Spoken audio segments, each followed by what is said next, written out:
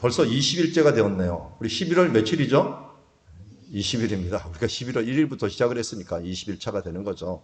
20일째 영광의 집 성막교회라고 하는 제목을 갖고 하나의 말씀을 보겠습니다. 우리 한 주간 동안 십계명 말씀을 주로 보았어요. 십계명 말씀을 보았고 십계명이 이제 안치된 곳이 바로 성막이라는 곳이죠.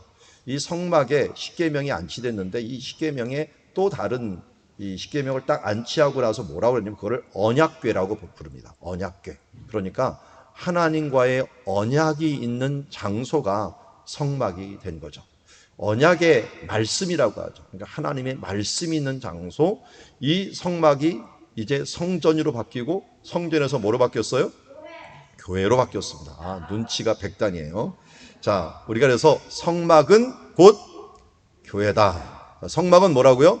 교회다. 그래서 성막을 지금 우리가 보긴 합니다만 교회가 이런 곳이구나 하는 것을 알게 됩니다. 그래서 교회란 무엇인가 하는 부분들이 여러 일들이 있지만 오늘 언약궤와 관련되어서 십계명과 관련되어서 교회는 이런 곳이구나 하는 것들을 오늘 말씀을 통하여 함께 보기를 원합니다. 우리 한 절씩 교독하겠습니다.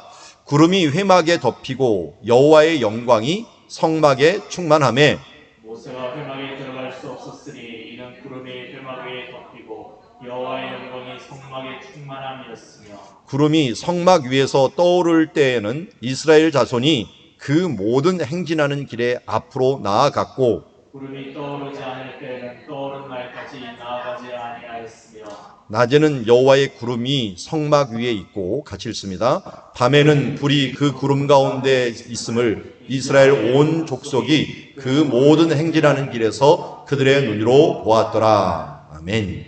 출애굽기는 몇 장까지 있을까요? 몇 장까지 있을까요? 네, 40장까지 있습니다. 몇 절까지 있을까요? 40장은? 예, 38절까지 있게 됩니다. 그래서 오늘 출애굽기 마지막을 봅니다. 40장이면서 또 38장 8절을 보는데 이제 성막이 완성이 됐어요. 이스라엘 백성들이 쭉 행진을 하다가 이제 하나님의 율법을 받고 특별히 십계명을 받고 그것을 넣어두는 언약궤를 만들고 그 주변에 지성소도 만들고 그 외 예배에 대한 도구들을 다 만든 다음에 그곳에 하나님이 뭘 줬냐면 구름이 회막에 덮였다라고 했는데요. 여기서 보니까 또 다른 말로 뭐라고 그랬어요? 여호와의 영광이 성막에 충만했다라고 합니다. 그러니까 구름하고 여호와의 영광하고를 어떻게 보면 대치해서 같이 비슷한 단어로 놓은 거예요. 그 뒤에도 또 나와 있어요. 35절에 보니까 모세가 회막에 들어갈 수 없었으니 이는 구름이 회막에 덮이고 여호와의 영광이 성막에 충만하였더라 라면서 구름과 여호와의 성막, 여호와의 영광. 그러니까 36절에 보면 구름이 또 있는데 이게 여호와의 영광이 앞에 서갖고 떠오를 때 이스라엘 백성들은 행진을 하고 구름이 떠오지 않으면 하나님의 영광이 그 자리에 머물러 있으면 어떻게 돼요? 거기에 그냥 머물러 있는 거예요. 그래서 낮에는 여호와께서 구름으로 또 밤에는 뭘로요?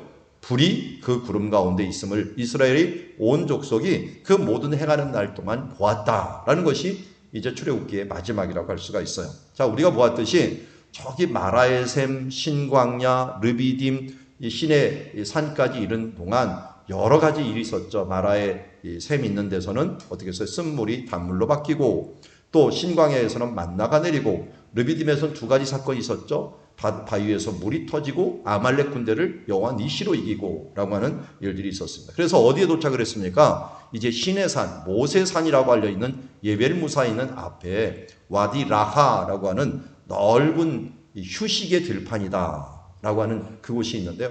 거기에 도착을 했습니다. 여기에서 사람들이 40일 동안 기다리다가 모세가 이 돌판을 가져와 갖고 이것을 제작을 하는 거예요. 제작을 해 갖고 결국은 출애굽한 지 1년 만에 성막이 다 완성이 돼 갖고 이제 하나님께 드리는 예식을 하는 것이 바로 이런 이 성막이 만들어지는 모습을 보게 됩니다. 자, 그래서 이곳에 머물러 있고 머무르는 동안 그동안 금송아지도 만들고 이런 일들도 여러 가지가 있었어요. 그런 부분도 우리가 좀 생략을 하고 성막이 머무른 지금 사진이에요. 사진. 산 위에서 쳐다보니까 정말 넓은 들판이 있죠. 넓은 들판이 있는데 여기에다가 이제 성막을 만들어 놨는데 밖에서 보니까 성막에 도구들이 보여요. 번제단, 그리고 물을 담아놓은 물두멍, 그리고 덮어놓은 성소. 그래서 밖에서 보면은 성막이라고 하는 곳이 있고 안에 세 가지 도구가 있는 거예요. 그래서 번제단과 물두멍과 성소가 있고 또 성소 안에도 잘 보니까 두 개 지성소가 있어요. 지성소가 있어갖고 그 안에 두 칸으로 나눠졌구나 하는 것들을 알 수가 있어요. 그래서 여기가 이 넓이로는 100규빗이니까 50m가 되고 길이로는 넓이로는 한 25m가 되는 그런 휘장으로 높이 한 2.5m 되는 걸로 올려가고 그 안에 이런 성막을 만들어 놓은 게 최초의 교회예요. 최초의 교회가 성전이 이렇게 만들어진 거죠. 그런데 저기 성소에는 뭐가 조그맣게 들어가 있죠. 그걸 좀 설명을 하면 이런 게 들어가 있어요. 이런 게 성소에 딱 들어가면은 오른쪽으로는 떡상, 왼쪽으로는 촛대, 그리고 앞에는 분향을 하는 분향단, 그리고 그 안쪽 지성소 안에는 언약궤가 있는 거예요.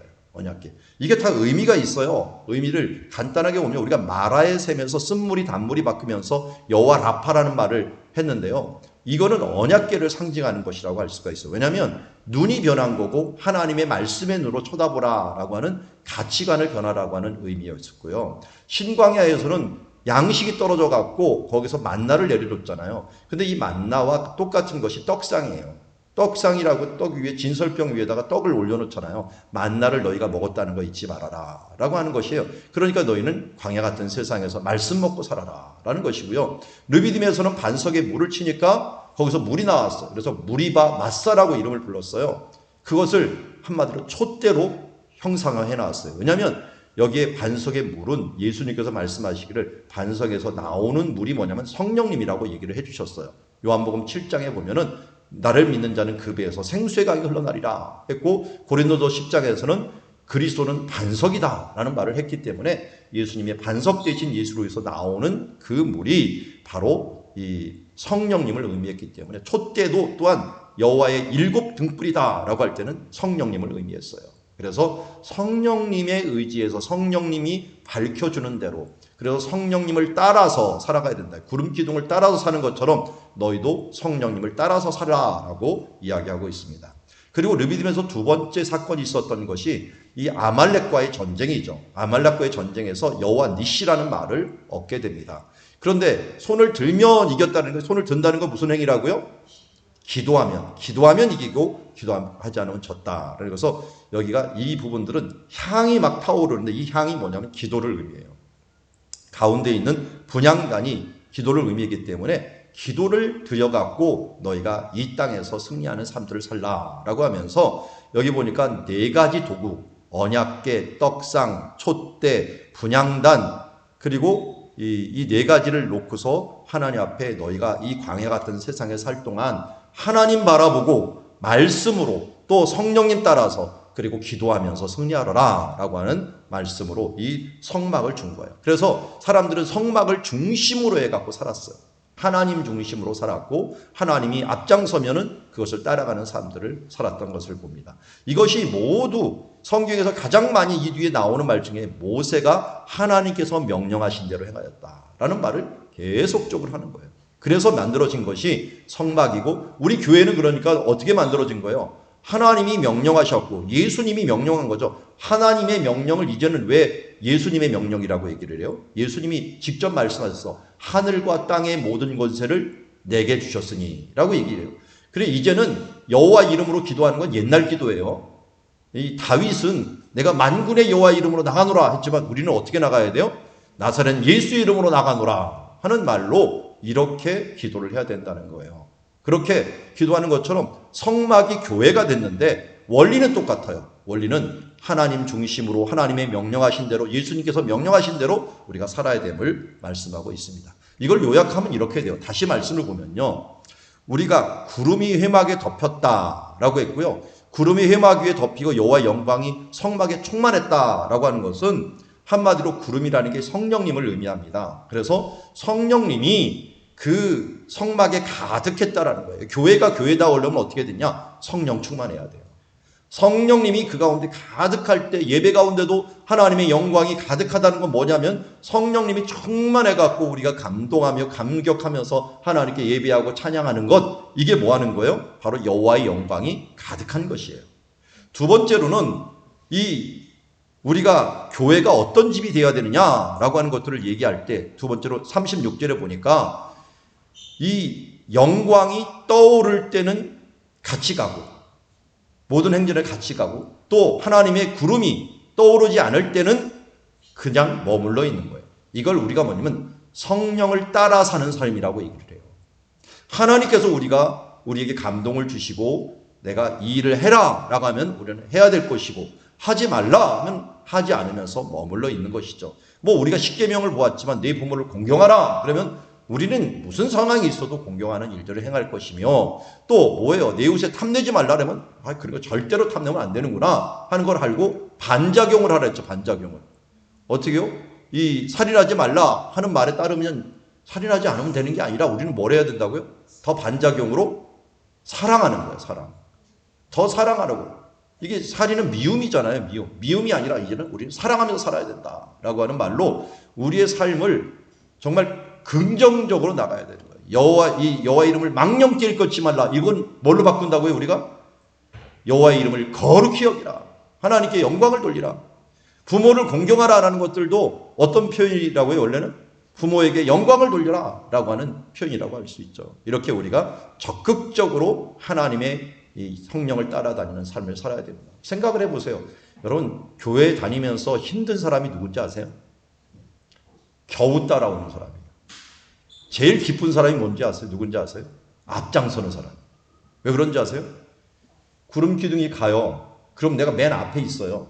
나는 구름 기둥 따라서 그냥 그것만 바라보고 가느라고 시간 가는 줄도 몰라요. 그런데 맨 뒤에 있는 사람은 누구 따라올까요?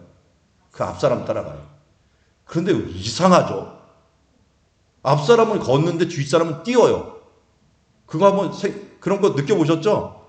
앞에 막 줄 서서 가는데 앞에 있는 사람은 천천히 간다는데 저 뒤에서는 천천히 좀 가라고 막 소리를 질러요. 나 천천히 가고 있는데? 왜냐면 이 사람들이 중간에서 고무줄처럼 빨리 갔다 늦게 갔다 하다 보니까 앞에 사람들은 그대로 가는데 그냥 기쁘게 지치지도 않게 가는데 뒤에 가는 사람은 지쳐갖고 난리를 치는 거예요. 이것처럼 우리가 구름 기둥이 있으면 그 안에서 구름이 딱 덮여 있으면 그 안에서 앞장서서 일을 하면 기쁘게 갈 수가 있어요. 그런데 그 뒤에서 겨우 따라가려는 사람은 맨날 뛰고 있어요. 맨날 바빠. 그래서 그 사람들은 교회 와서도 무슨 떡을 먹는지 아세요? 교회에서 주는 말씀의 떡을 먹는 게 아니라 헐레벌 떡을 먹어요. 맨날 헐레벌 떡이야. 헐레벌 떡. 뒤에 와갖고 은혜 겨우 받고 가는 그런 사람들 되지 말고 여러분 하나님의 생명의 말씀을 생명의 떡을 먹는 주님의 자녀들이 되기를 원합니다. 자, 그 다음 38절에 보니까 세 번째 뭐냐면 여호와의 구름이 성막 위에 있고 밤에는 불이 그 구름 가운데 있음을 이스라엘 족속들이 그 모든 행하는 길에서 눈으로 보았다라는 거예요. 저는 우리가 이런 것을 보았으면 좋겠어요. 하나님께서 일하심을 누굴 통해서 보는 거예요? 이제는 각자가 성전이니까 저 사람을 보니까 진짜 예수를 믿을 만해.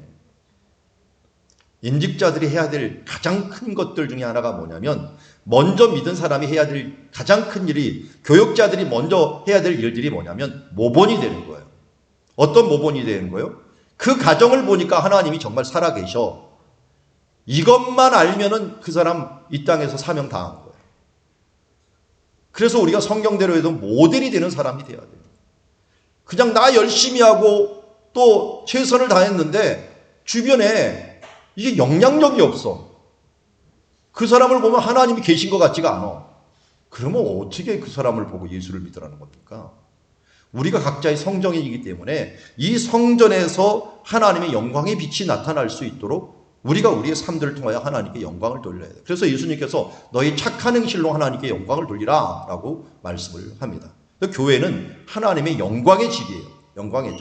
그리고 하나님의 성령 구름 기둥이 임한 것처럼 성령이 충만한 집이 되어야 됩니다.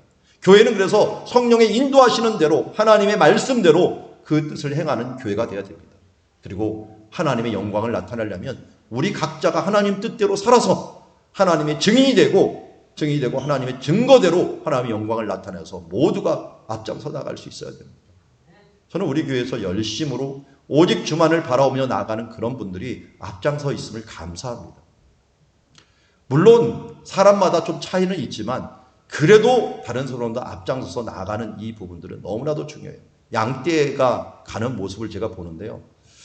양떼가 진행할 때 앞장서는 양 하나가 결국은 그 뒤에 양의 생명을 다 책임져요. 그 양이 이런 종을 하나 달고 있어요. 떨렁떨렁 하면서 이걸 가는데 이 양떼가 가는데요. 그 다음 양떼들은 뭐만 쳐다보면 그 다리만 쳐다보고 가요. 근데 이 앞에 양이요. 그런 것도 봤어요. 앞에 양이 길을 잘못 들어가고 낭떠를 떨어지면요. 그 다음 줄줄이 그냥 떨어져. 줄줄이 다 떨어져 주는 걸 보면. 이런 일이 있으면 큰일 나겠죠. 요새 우리나라 사람들은 그래서 잘 안 따라가려고 하죠. 뭐 보고 학습을 했어요? 세월호 보고 학습을 했어요. 이거 제자리에 계세요 하면 절대 제자리에 안 있었고 지난번에 보니까 전철이 중간에 멈췄는데 위험하니 그 자리에 계십시오 했더니 사람들이 다 문 열고 다 나와버렸대. 세월호 때문에 앞장서고 인도하는 사람을 믿을 수가 없는 거예요. 이런 사회가 되면 얼마나 불행합니까 우리가. 목회자가 여기서 이렇게 살아야 된다는데 목사님 못 믿겠어. 내가 마음대로 해야지. 이렇게 하면 이 교회가 무슨 꼴이 되고 하나님의 나라가 뭐가 되겠습니까? 우리가 교회는 하나님의 영광의 집이고 성령을 따라가는 사람이 돼야 됩니다. 그래서 그러려면 누구를 제일 따라가야 되면 성령 충만한 사람을 따라가야 돼요. 하나님의 말씀대로 움직여가는 사람, 그 사람을 뒤에 보면서 우리가 같이 따라가는 사람이 돼야지 엉뚱한 사람, 불평하고 맨날 인상 찌끄리는 사람, 이런 사람 따라갔다가는 여러분 괜히 저 멀리 가고 낭따리 떨어가고 다 죽습니다. 우리가 성령을 따라가는 사람, 하나님의 말씀대로 살려고 하는 사람, 기도하면서 어떻게든 씨름하는 사람, 우리가 그런 사람들을 따라가야 될 것이고 내가 그런 사람이 되어야 될 줄 믿습니다. 그래서 내가 하나님의 증인이 되고 성령님이 나를 통하여 나타남으로 말미암아 저 사람을 보니 하나님이 살아계셔 라고 하는 부분들을 우리가 나타내고 저 가정을 보니 정말 하나님이 살아계셔 라고 하는 증인이 되는 그런 모습으로 하나님께 영광 돌리는 그런 가정교회 또 사랑누리교회 한국교회 되기를 주님의 이름으로 축원합니다.